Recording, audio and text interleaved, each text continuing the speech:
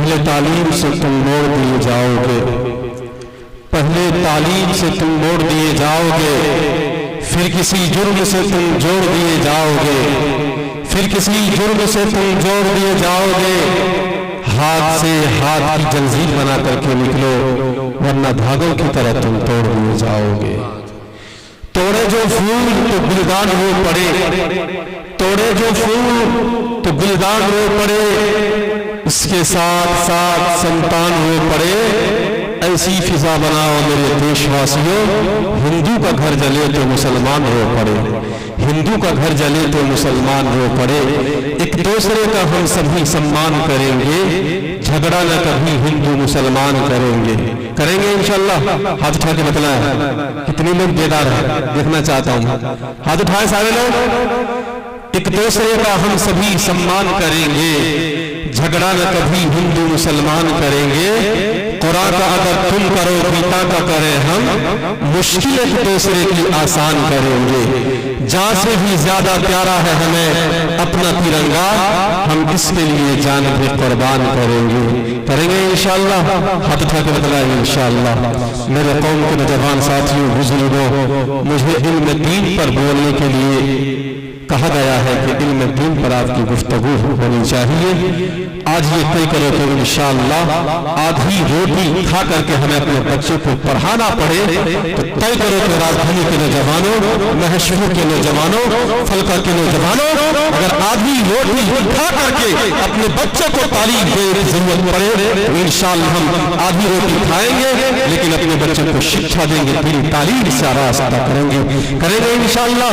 ہاتھ اٹھا کے بتلاؤ میرے قوم کے نوجوان ساتھیوں، بزرگوں، اگر آپ یہ چاہتے ہو کہ ہمارے سماج میں ترقی ہو، اگر آپ یہ چاہتے ہو ہمارے گاؤں کے اندر ترقی ہو، تو سب سے پہلے ہمیں اپنے بچے کو ایجوکیشن دینا پڑے گا، دینی تعلیم سے آراستہ کرنا پڑے گا۔ میں نہیں کہتا کہ آپ انگلش مت پڑھاؤ، میں نہیں کہتا کہ آپ اپنے بچے کو سائنس مت پڑھاؤ، میں نہیں کہتا کہ آپ اپنے بچے کو اعلیٰ ڈگری مت دلاؤ، تمام علوم و فنون سے اپنے بچے کو نوازو، لیکن سب سے پہلے اپنے بچوں کو قرآن کریم کی تعلیم دو۔ دنیا کے اندر رکھتے ہوئے یہ بچہ آپ کے لیے جنت کا سامان بن جائے، بنائیں گے انشاءاللہ۔ اللہ کے نبی صلی اللہ علیہ وسلم کی حدیث سنو، اللہ کے نبی صلی اللہ علیہ وسلم نے فرمایا من قرأ القرآن فاستظهره، اس نے قرآن کریم کو پڑھا اور پڑھنے کے بعد اپنے سینے کے اندر قرآن کریم کو محفوظ کر لیا، آپ کو سن کر کے حیرت ہوگی۔ اللہ تبارک و تعالیٰ کی طرف سے پیغام ہوگا، اللہ تبارک و تعالیٰ نے قرآن کریم کے اندر جس چیز کو حلال قرار دیا اس کو حلال سمجھا، اللہ تبارک و تعالیٰ نے جس چیز کو حرام قرار دیا ہے اس کو حرام سمجھا، اس کے بدلے میں اللہ تبارک و تعالیٰ کی طرف سے یہ حکم ہوگا اس کو جنت والا بنا، اس کو جنت میں داخل کر دو۔ بلکہ اتنا ہی نہیں، راجدھانی کے نوجوان ساتھیوں، بزرگوں، سنو تو صحیح، اللہ کے نبی صلی اللہ علیہ وسلم کی حدیث ہے وَشَفَّعَهُ فِي عَشَرَةٍ مِنْ أَهْلِ بَيْتِهِ كُلُّهُمْ قَدْ وَجَبَتْ لَهُمُ النَّارُ۔ بس ایسے لوگوں کے حق میں وہ حافظ قرآن شفاعت کریں گے، سفارش کریں گے جس کے اوپر جہنم واجب ہو گئی ہوگی۔ بتاؤ تو صحیح، کیا اپنے ماں کو بھول جائے گا، کیا اپنے باپ کو بھول جائے گا، کیا اپنے دادا کو بھول جائے گا، کیا اپنے دادی کو بھول جائے گا، کیا اپنے نانا کو بھول جائے گا، کیا اپنے نانی کو بھول جائے گا؟ قسم پروردگار عالم کی، میں نے کتابوں کے اندر پڑھا ہے، جس نے علماء کو، جس نے حفاظ کو، جس نے قاری قرآن کو شفقت کی نگاہ سے دیکھ لیا، پروردگار عالم شفقت کی نگاہ کی دیکھنے کی وجہ سے اسے بھی جہنم سے ہٹا کر کے جنت والا بنا دے۔ انشاءاللہ اپنے بچے کو دینی تعلیم دو گے، ہاتھ اٹھا کر بتلاؤ انشاءاللہ۔ میرے قوم کے نوجوان ساتھیوں، بزرگوں، کتابوں کے اندر یہ لکھا ہے، اٹھائیے بھگوت گیتا، اس کے اندر لکھا ادب دھاری ابن سیرتانی نے کسے پرمنت یرتانی، جو قرآن ہمارے سامنے ہے یہ مقدس عظیم کتاب جس کو ہم شوق سے پڑھتے ہیں، جس کا پڑھنا بھی ثواب، جس کا دیکھنا بھی ثواب، جس کا چھونا بھی ثواب، جس کی تلاوت کرنا بھی ثواب۔ یہ قرآن مقدس کو انگریزوں نے مٹانے کی کوشش کی، آپ کو سن کر کے حیرت ہوگی، کہاں میٹنگ ہوئی، کہاں مشورہ ہوا، برطانیہ کے اندر یہ میٹنگ ہوئی اور لوگوں میں یہ چرچا ہوا، ہندوستان سے مسلمانوں کو کیسے مٹایا جائے، ہندوستان سے مسلمانوں کو کیسے ختم کیا جائے، آپ کو سن کر کے حیرت ہوگی۔ انگریزوں نے یہ کہا تھا کہ سب سے پہلے مسلمانوں کی جو عظیم کتاب ہے، جو پوتر کتاب ہے، جو پوتر پستک ہے، سب سے پہلے اس کو جلانا پڑے گا، اس کو ختم کرنا پڑے گا، تب جا کر کے مسلمان ختم ہوگا۔ انگریزوں کا ناپاک قدم سرزمین دیوبند پر پڑتا ہے۔ مولانا رشید احمد گنگوئی علیہ رحمہ اللہ اس کے قبر کو نور سے منور فرمائے۔ پہلے لگتے ہو انگریز کے چیلے، تم دیوبند کی گلی کوچوں میں کہاں ڈھونڈ رہے ہو؟ تو مولانا رشید احمد گنگوئی سے اس انگریز کے چیلے نے یہ کہا تھا کہ ہمارے جو قوم کے لیڈر ہیں، جو قوم کے رہبر ہیں، اس نے یہ طے کیا ہے اگر ہندوستان سے مسلمانوں کو مٹانا ہے، اگر ہندوستان سے مسلمانوں کو ختم کرنا ہے تو سب سے پہلے قرآن مقدس کو ختم کرنا پڑے گا۔ ہم قرآن کو مکتب سے اٹھاتے ہیں، جلا دیتے ہیں، ہم قرآن کو مدرسے سے اٹھاتے ہیں، جلا دیتے ہیں، ہم قرآن کریم کو گھروں سے نکالتے ہیں، جلا دیتے ہیں۔ قرآن ختم ہو جائے گا، یہ مسلمان ختم ہو جائیں گے۔ رشید احمد گنگوئی علیہ رحمہ نے ایک معصوم بچے کو بلایا، اس کے سامنے کھڑا کر دیا اور کہا میرے معصوم بچے تم قرآن کریم کی تلاوت کرو۔ وہ ننھا سا بچہ جسے کپڑا دھونے کا طریقہ معلوم نہیں، وہ بچہ جسے صحیح سے سونے کا طریقہ معلوم نہیں، وہ بچہ جسے صحیح سے کھانے کا طریقہ معلوم نہیں، وہ قرآن کریم کی تلاوت کرتا ہے۔ جانتے ہیں وہ الحمدللہ رب العالمین سے شروع کرتا ہے، الناس کی سین بجا کر کے رکتا ہے۔ مولانا سے وہ انگریز کے چیلے کہنے لگتا ہے مولانا بس کرو، اگر تھوڑی دیر یہ بچہ قرآن کریم کی تلاوت کرے گا میری روح یہیں پر پرواز ہو جائے گی۔ مولانا رشید احمد گنگوئی علیہ رحمہ نے یہ کہا تھا کہ سنا انگریز کے چیلے، تم یہ سمجھتے ہو کہ صرف کاغذ پر لکھنے کا نام قرآن ہے، اور انگریز کے چیلے صرف تم یہ سمجھتے ہو کہ تختی پر لکھنے کا نام قرآن ہے، اور انگریز کے چیلے سنو تو صحیح، یہ قرآن مسلمان کے ننھے منھے بچے کے سینے کے اندر محفوظ ہے، تم کس کس کو مٹاؤ گے؟ یہ عظیم کتاب ہے، انشاءاللہ ہم اپنے بچے کو قرآن کا حافظ بنائیں گے۔ اگر حافظ نہیں بنا سکتے کم از کم ناظر قرآن ہم اپنے بچے کو پڑھا دیں گے۔ جانتے ہیں قیامت کا میدان ہوگا، اولین و آخرین ہوں گے، مالدار بھی ہوں گے، ڈاکٹر بھی ہوں گے۔ قیامت کے دن میدان محشر کے اندر تمام لوگ ہوں گے، لیکن اس دن رب کائنات کی جب نگاہ حافظ قرآن کی طرف پڑے گا، حافظ قرآن سے کہا جائے گا وہ حافظ قرآن جب راجدھانی کے تمام نوجوان سویا کرتے تھے اس وقت تم میرے قرآن کی تلاوت کرتے تھے، او حافظ قرآن جب راجدھانی کے لوگ ادھر ادھر گھومتے تھے تم میرے قرآن کی تلاوت کرتے تھے، حتیٰ کہ تم ہر وقت میرے قرآن کی تلاوت کیا کرتے تھے۔ او حافظ قرآن آج میں تمہیں اعلان کرتا ہوں، آج میں تمہیں یہ اجازت دیتا ہوں، جاؤ بس ایسے لوگوں کے کاندھے پر ہاتھ رکھو، میں پروردگار عالم تمہارے ہاتھ رکھنے کی وجہ سے اسے جہنم سے ہٹا کر کے جنت والا بنا دوں۔ انشاءاللہ قرآن پڑھاؤ تو صحیح۔ آج ڈاکٹر بہت کم ایسے ڈاکٹر جو اپنے بچے کو قرآن کا حافظ بناتے، بہت ایسے کم انجینئر ہیں جو اپنے بچے کو قرآن کی تعلیم دیتے ہیں، بہت ایسے کم پروفیسر ہیں جو اپنے بچے کو قرآن کی تعلیم دیتے ہیں۔ قرآن کی تعلیم کون کرے؟ ٹھیلا کھینچنے والا قرآن کی تعلیم دلوا رہا اپنے بچے کو، رکشہ چلانے والا اس کا بیٹا حافظ قرآن بن رہا ہے، پسینے سے پسینہ بہا کر کے مزدوری کرنے والا وہ اپنے بچے کو حافظ قرآن بن رہا ہے۔ آج بہت ایسے کم لوگ ہیں جس کے پاس پیسے ہوتے ہیں وہ حافظ قرآن نہیں بناتے، کیوں؟ اس مولوی کی تنخواہ نہیں ہوتی ہے اس لیے حافظ قرآن نہیں بناتے ہیں۔ قوم کے جوان ساتھیوں بزرگوں، جس کتاب کی حفاظت کی ذمہ داری خود رب کائنات نے لی ہے، انا نحن نزلنا الذکر وَإِنَّا لَهُ لَحَافِظُونَ، کیا وہ حافظ قرآن کی پرورش کی ذمہ داری نہیں لے سکتا؟ اس لیے طے کرو، تمنا کرو کہ انشاءاللہ ڈاکٹر ہم بعد میں بنائیں گے، انجینئر بعد میں بنائیں گے، پروفیسر بعد میں بنائیں گے، سب سے پہلے اپنے بچے کو قرآن کی تعلیم دیں گے۔ نراشن سواجن واجن چھیدری روسن سننے میں رکھنا درگا وستوا سبحان اللہ، علماء بیٹھے علماء کا طبقہ ہے، منتر پیغام دینے کی کوشش کرتا ہوں۔ لوگ یہ کہتے ہیں مولانا کو منتر پڑھنے کی ضرورت کیا پڑی، بھگوت گیتا پڑھنے کی ضرورت کیا پڑی، کیوں پڑھتے ہیں یہ سانس، کیوں پڑھتے ہیں یہ تربیت؟ مولانا کو بھی میں بتا دینا چاہتا ہوں کہ آپ بھی بھگوت گیتا شوق سے پڑھو، آپ بھی ساموید شوق سے پڑھو، آپ بھی اتھروید شوق سے پڑھو، جتنی بھی کتابیں ہمارے ہندو بھائیوں کی ہیں تمام کتابوں کو پڑھو، اس لیے پڑھنا ضروری ہے۔ تمام کتابوں میں محمد رسول اللہ صلی اللہ علیہ وسلم کا تذکیرہ ملتا ہے، ہمیں اور آپ کو بھی یہ کتاب پڑھنے کی ضرورت ہے۔ اگر کوئی علماء محمد رسول اللہ کی تعریف ویدوں کے ذریعے سے کرتا ہے تو لوگ اعتراض کرنے لگتے ہیں۔ نراشن سواجن واجن چھیدری روسن سننے بھی वल्लम बुरका वस्तवा सुभान अल्लाह मोहम्मद रसूलुल्लाह सल्लल्लाहु अलैहि वसल्लम क्यों आए थे? सिर्फ इसीलिए आए थे ताकि हमें इज्जत का मकाम मिले, हम इल्म दीन हासिल करने वाले बने। इंशाअल्लाह मोहम्मद रसूलुल्लाह सल्लल्लाहु अलैहि वसल्लम की लाई शरीयत को हम अपनाएंगे, हाथ उठा के बतलाओ इंशाअल्लाह, इंशाअल्लाह करेंगे इंशाअल्लाह। अधर्मा भी भगाता पर दूषियम स्त्रियम स्त्रीशु दुष्टाशु, आज तय करो तमन्ना करो तो इंशाअल्लाह हम बेटों से ज्यादा अपनी बेटी को तालीम देंगे, उसको अच्छा शिक्षा देंगे और अपनी बेटी को इस काबिल बना देंगे ताकि वो चाहे तो कल जाकर के वो अच्छी बीवी बन सके इंशाअल्लाह। तय करो बेटियां बोझ नहीं होती है, हम जवान साथियों बुजुर्गों, बेटियां तो घर के लिए जीनत हुआ करती है। कौन कह दिया आपसे बेटियां घर के लिए बोझ हुआ करती है? बेटियां बोझ नहीं होती है। सुनो राजधानी के जवानों, बेटियां घर के अंदर जीनत हुआ करती है, बेटियां घर के अंदर रहमत हुआ करती है। जो मोहम्मद रसूलुल्लाह सल्लल्लाहु अलैहि वसल्लम ने हमें पैगाम दिया, अगर तुम्हारे घर में तुम्हारी बेटी है तो तुम्हारे घर के अंदर रहमत भी है, बरकत भी है। अगर तुम्हारे घर के अंदर तुम्हारी बहन है तो तुम्हारे लिए इज्जत है, और अगर तुम्हारे घर में तुम्हारी माँ है, माँ की शक्ल में है तो माँ के कदमों पीछे जन्नत है और बाप जन्नत का दरवाजा है। इसलिए कौम के जवान साथियों बुजुर्गों, हम बेटियों से बेटों से ज्यादा बेटियों को तालीम देंगे। एक शख्स था, उसको बेटी होना बोझ महसूस हो रहा था, उसने कहा कि मेरे ऊपर मेरी बेटी बोझ है। कौम के जवान साथियों बुजुर्गों, बेटियों पर जुल्म करने वालों, बेटियों पर अत्याचार करने वालों, सुनो दिल की कानों से सुनो, बेटियां बोझ नहीं होती है, बेटियां घर के लिए जीनत हुआ करती है। उस शख्स के ऊपर ये बोझ महसूस हो रहा था, मेरी बड़ी बेटी है, आनंद खानों से उसकी शादी कर दी।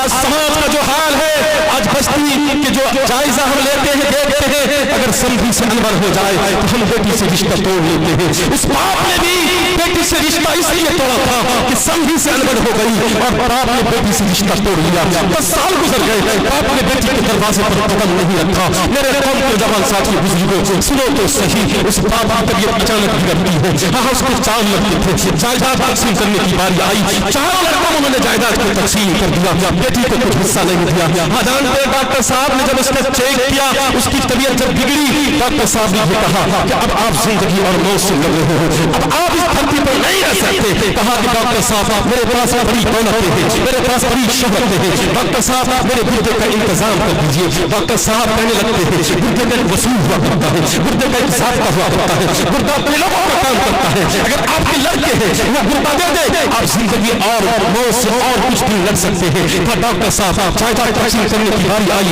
मैंने अपने 4 लड़कों में जायदाद को तकसीम कर दिया। मेरी एक बेटी थी, मैंने उसको बोझ समझ रखा था, मैंने उसकी आनंद फानंद शादी कर दी थी। 10 साल गुजर गए, मैंने मेरी बेटी के चेहरे को नहीं देखा।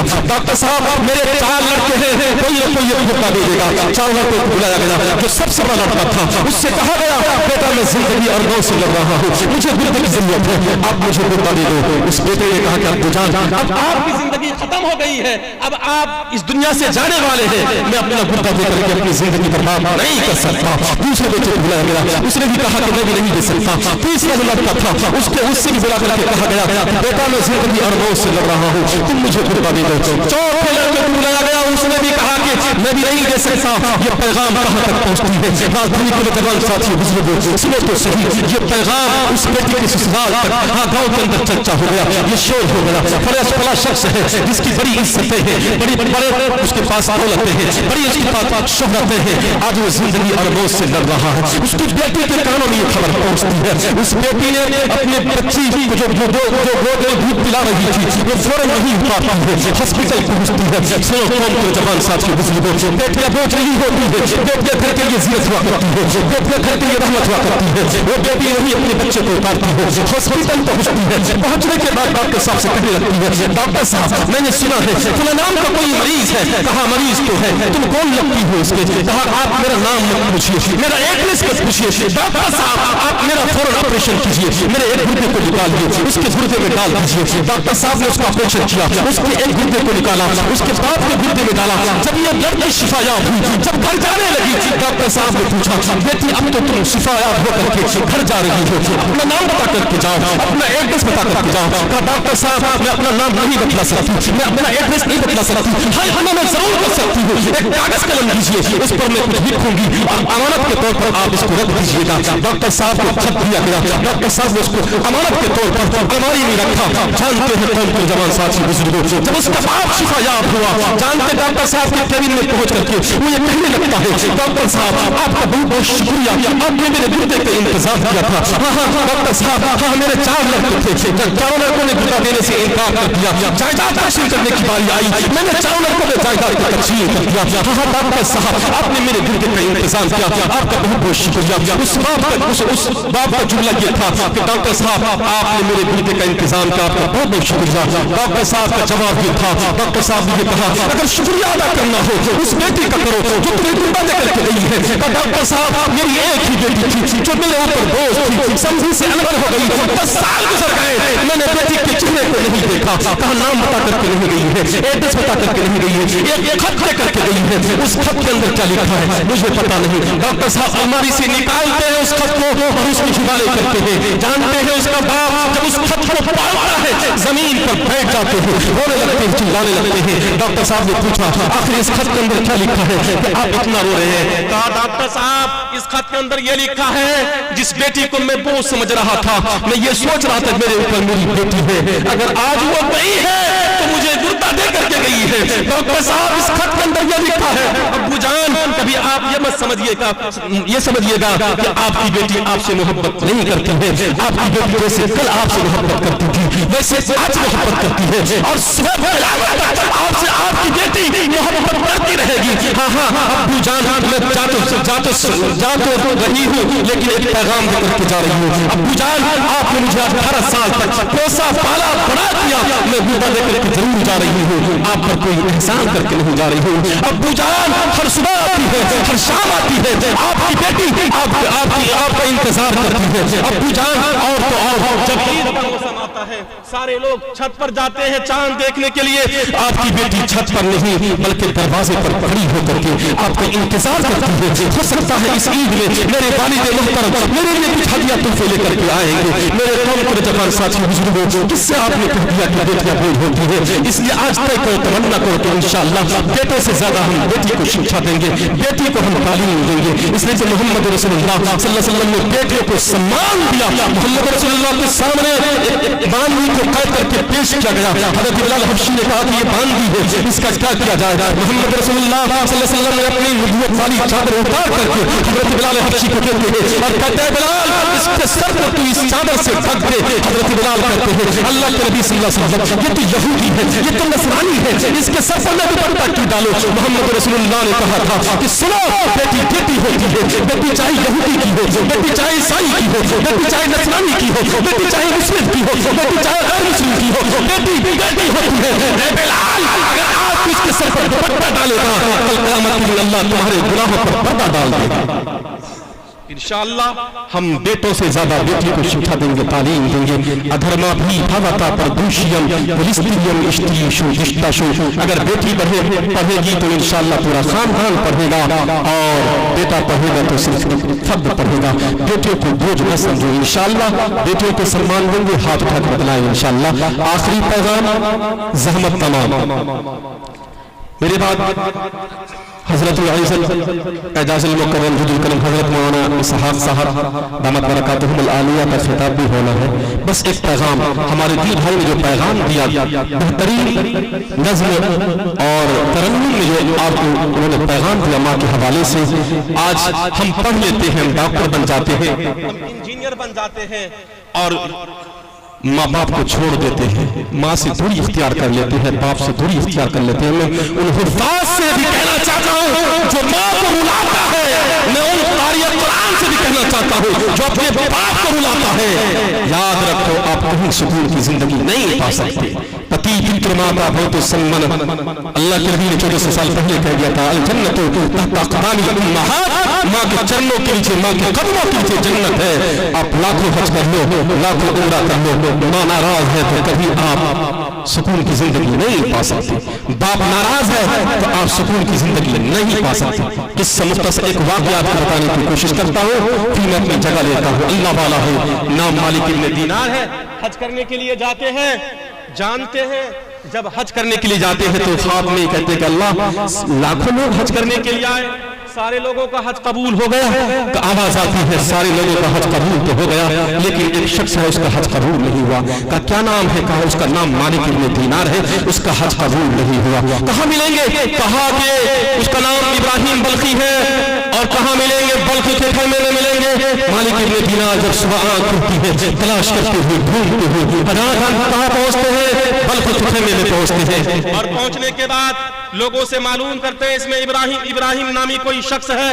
لوگوں نے اس کی تعریف کی, بڑا اللہ والا ہے, 24 حج کر چکے ہیں اور پہاڑ کے ارد گرد جا کر کے اللہ اللہ کی رب لگا رہا ہے, وہ نمازوں میں مصروف رہتا ہے. کہا میں نے خواب میں دیکھا ہے اس کا حج قبول نہیں ہوا. یہ لوگ اس کی تعریف کر رہے ہیں, 24 حج کر چکے ہیں. جب حج کا موسم آتا ہے, عمرے کا موسم آتا ہے, سارے لوگ حج کرنے کے لیے آتے ہیں تو وہ بھی حج کرنے کے لیے آتے ہیں. میں نے خواب میں دیکھا اس کا حج قبول نہیں ہوا. جب اس کے پاس پہنچتے ہیں وہ نماز میں مصروف تھے, جیسے ہی السلام علیکم ورحمۃ اللہ السلام علیکم ورحمۃ اللہ کرتے ہیں تو مالک ابن دینار نے پوچھا کہ آپ ابراہیم بلخی ہو؟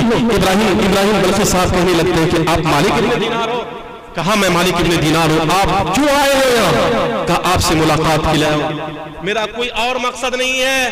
مالک ابن دینار جیسے بولتے میرا کوئی مقصد نہیں ہے تو ابراہیم بلخی کہنے لگتے نہیں اے مالک ابن دینار تم یہ کہنے کے لیے آئے ہو ابراہیم بلخی ہر سال حج پر آتا ہے, ہر سال عمرے پر آتا ہے, لیکن جب جانے کعبہ کے قریب پہنچتا ہے آواز آتی ہے ابراہیم بلخی سارے لوگوں کا حج قبول ہوا, تیرا حج قبول نہیں ہوا اس لیے کہ تم ماں باپ کا قاتل بیٹا ہے. کہا کہ تو نے ماں کو کیسے قتل کیا؟ مالک ابن دینار اور قریب میں اس کے زانوں پر ہاتھ رکھ کر کے پوچھا آخر تیرا حج قبول کیوں نہیں ہوتا, تیرا عمرہ قبول کیوں نہیں ہوتا؟ کہا کہ مالک ابن دینار آپ جاننا چاہتے ہو میرا حج قبول کیوں نہیں ہوتا, میرا عمرہ قبول کیوں نہیں ہوتا؟ بتاؤ تو صحیح. رمضان کا مقدس مہینہ چل رہا تھا, میری ماں تندور پر روٹی بنا رہی تھی, میں نشے میں تھا, میں نشہ کر رکھا تھا. میری ماں نے مجھے منع کیا. عصر کی نماز کے بعد میں نے ماں سے روٹی مانگی. میری ماں نے کہا بیٹا کم از کم تو روزہ نہیں رکھتے, روزے دار کا خیال تو کر لو. میری ماں نے مجھے روٹی دینے سے منع کیا. مجھے غصہ آیا, میں نے ماں کو ایک تھپڑ مارا. میرے تھپڑ مارنے کی وجہ سے میری ماں تندور میں گری اور گرنے کے بعد وہ اللہ کی پیاری ہو گئی. مالک ابن دینار میں پوری رات نشے میں رہا, پوری رات نشے میں رہا. جب صبح میں میرا نشہ اترتا ہے, میری شریک میری بیوی جب الماری سے کپڑا نکال رہی تھی, جب وہ اپنے میکے جا رہی تھی, میں نے اپنی بیوی سے پوچھا کہ تم کہاں جا رہی ہو؟ تو میری بیوی یہ کہنے لگتی ہے میں ماں کے قاتل کے ساتھ ایک لمحہ زندگی نہیں گزار سکتی. کہا کون ہے ماں کا قاتل؟ کہا ابراہیم بلخی ماں کا قاتل ہے. سنو مالک ابن دینار, جیسے میں نے سنا میں نے اپنے ماں کو اپنے ہاتھ سے مارا تھا. میں نے ایک ہاتھ میں کلہاڑا لیا اور اس کلہاڑے سے میں نے اس ہاتھ کو کاٹ ڈالا جس ہاتھ سے میں نے اپنی ماں کو مارا تھا. اے مالک ابن دینار سننا چاہتے ہو, میرے پاس بڑی زمینیں تھیں, میرے پاس بڑے جائیداد تھے, میں نے ساری زمینوں کو اللہ کے راستے میں وقف کر دیا, ساری زمینوں کو میں نے اللہ کے راستے میں لٹا دیا. اے مالک ابن دینار سننا چاہتے ہو, جب حج کا موسم آتا ہے, عمرے کا موسم آتا ہے, جب حاجی لوگ حج کرنے کے لیے آتے ہیں تو میں بھی حج کرنے کے لیے آتا ہوں, لیکن جب میں خانے کعبہ کے قریب پہنچتا ہوں آواز آتی ہے ابراہیم بلخی سارے لوگوں کا حج قبول ہوا, تیرا حج قبول نہیں ہوا اس لیے کہ تم ماں باپ کا قاتل بیٹا ہے. اس لیے میرے قوم کے میں ان پڑھو لکھوں سے بھی کہنا چاہتا ہوں جو اپنے ماں باپ کی نگرانی نہیں کرتے, جو اپنے باپ کی نگرانی نہیں کرتے, یاد رکھو میرے قوم کے جوان ساتھی بزرگوں, باپ وہ عظیم دولت ہے کہ میں بتا نہیں سکتا. ویدوں کے اندر لکھا پتی پتر ماتا بھو تو سمنا جایا کرتے مدرتی واچن وقت شانتی وانو. اگر ماں, میں نے حدیث میں بتلایا کہ ماں کے قدموں کے نیچے جنت ہے, باپ جنت کا دروازہ ہے. ویدوں کے اندر یہ لکھا ہے کہ اگر تم ماں باپ کی خدمت کرو گے تمہارے دلوں کو سکون ملے گا. باپ کیا ہوتا ہے بتانے کی کوشش کرتا ہوں. باپ وہ ہوتا ہے جب ماں چھت کے سائے میں ہوتی ہے تو سردی کے موسم میں مزدوری کرنے کے لیے باپ جاتا ہے. ماں جب چھت کے سائے میں ہوتی ہے بش میں سائیکل چلا کر کے کھیلا کھینچنے کے لیے باپ جاتا ہے. ماں جب چھت کے سائے میں ہوتی ہے, جانتے ہیں بارش کے موسم میں بھیگتے ہوئے مزدوری کرنے کے لیے آپ کے کھانے کا इंतजाम करने के लिए बाप चाहता है। कौन कहता है कि यार बाप कुछ नहीं, कसम परवरदिगार आलम की, हादसे का शिकार होने वाला वो तेरा बाप है, एक्सीडेंट में मरने वाला वो तेरा बाप है, खंबे से लटक करके मरने वाला वो तेरा बाप है। कसम परवरदिगार आलम की, जिस तरीके से कायनात में दूसरा खुदा नहीं है, इसी तरीके से कायनात में दूसरा बाप नहीं है। इसलिए बाप की अजमत को पहचानो। बाप साया है, बाप रोटी है, बाप मकान है, बाप कपड़ा है, बाप छत के मानिंद है।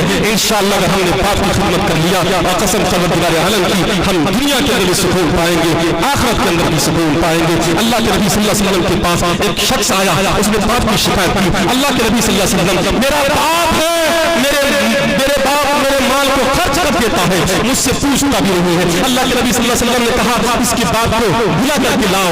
जैसे ही खबर उसके बाप तक पहुंचती है कि मेरे बेटे ने मेरी शिकायत अल्लाह के नबी सल्लल्लाहु अलैहि वसल्लम से करती है, जानते हैं वो दिल ही दिल में शेर पढ़ने लगते हैं, जबान से अदा नहीं करते हैं, तसव्वुरात की दुनिया में वो शेर पढ़ रहे थे। अल्लाह तबारक व तआला ने हज़रत जिब्राइल से कहा, ऐ जिब्राइल जाओ कहना अल्लाह के नबी सल्लल्लाहु अलैहि वसल्लम से, इसकी शिकायत बाद में सुनी जाएगी, पहले से उस शेर को सुने। अल्लाह के नबी सल्लल्लाहु अलैहि वसल्लम ये जो दिल ही दिल में ये पढ़ रहे थे। अल्लाह के नबी ने कहा कि आपकी शिकायत बाद में सुनी जाएगी, पहले आप वो शेर पढ़िए जो आपने जबान से अदा तो नहीं किया, दिल ही दिल में पढ़ रहे थे। तो अल्लाह के नबी सल्लल्लाहु अलैहि वसल्लम, मेरे बेटे ने आपसे मेरी शिकायत कर दी, मैं दिल ही दिल में शेर ये पढ़ रहा था, जिस दिन से ये बच्चा पैदा हुआ मैं अपने लिए जीना छोड़ दिया। अल्लाह के नबी सल्लल्लाहु अलैहि वसल्लम, बापों को अगर ये रोया तो हम रोए, अगर इसे सुकून नहीं मिला तो मुझे भी सुकून नहीं मिला। अल्लाह के नबी सल्लल्लाहु अलैहि वसल्लम, बापों को अगर ये जागा तो हम जागे। अल्लाह के नबी सल्लल्लाहु अलैहि वसल्लम, कमाया तो इसके लिए, बचाया तो इसके लिए। अल्लाह के नबी सल्लल्लाहु अलैहि वसल्लम, मैं ये सोच रहा था जब मेरा बुढ़ापा आएगा, मेरा बेटा जब जवान होगा, जब इसके जिस्म में ताकत होगी, ये मेरे बुढ़ापे की लाठी होगी। अल्लाह के नबी सल्लल्लाहु अलैहि वसल्लम, इसने मुझे ऐसे देखा, मैं इसका बाप नहीं बल्कि मैं इसका क्या हूँ, नौकर हूँ। अल्लाह के नबी सल्लल्लाहु अलैहि वसल्लम सुनते हैं, रोने लगते। अल्लाह के नबी सल्लल्लाहु अलैहि वसल्लम ने उसके गिरबान को पकड़ा, सुन तू भी और तेरा माल भी सब तेरे बाप का है, तेरा कुछ भी नहीं है। इंशाअल्लाह हम माँ की भी खिदमत करेंगे, बाप की भी खिदमत करेंगे। हाथ उठा कर बतलाएं इंशाअल्लाह। पति पितृमाता भवतु सम्मना जयति मधुरति वाचन भवतु शांतिवामु शांतिवामु शांतिवामु। बातें तो बहुत कहने के लिए है, लेकिन हमारे अकादमी यहाँ मौजूद हैं और वक्त भी इजाजत नहीं दे रही कि मैं आपके सामने मज़ीद गुफ्तगू करूँ। इंशाअल्लाह कभी और मौका मिला तो फिर मैं आपको रूबरू होगा। इससे पहले जलसे में भी मुझे दावत मिली थी, तो वहाँ भी नंबर हमारे मौलाना निसार साहब बता रहे थे कि आखिर में आपको अजान भी देना है। इंशाअल्लाह अजान भी दे देंगे। आप लोग दिल जमाई के साथ बैठे, हमारे हम सब के मुशफ़िक़ व मुरब्बी करम फरमा खालिक हज़रत इज़्ज़त एजाज़ मुकर्रम जुदुल करम हज़रत मौलाना इसहाक़ साहब आपके सामने रूबरू होंगे, थोड़ी देर में गुफ्तगू करेंगे। उसके बाद आप तमामी लोगों से मैं गुजारिश करता हूँ कि दुआ के बाद आप यहाँ से जाएं और जाकर के मस्जिद में नमाज पढ़ें, फिर उसके बाद आप घर जाएं इंशाअल्लाह। हृदय में मुस्तफ़ा का यदि प्यार नहीं है, वो स्वर्ग में जाए कोई आधार नहीं है कर्मशील दयावान नबी जी, इस उम्मती पर आपका उपकार नहीं है। उम्मत गुनहगार जाए नरक में, ये रहमत दो आलम को स्वीकार नहीं है। संपूर्ण कर्मशील मोहम्मद की जात है, संसार में सुशील मोहम्मद की जात है। संपूर्ण कर्मशील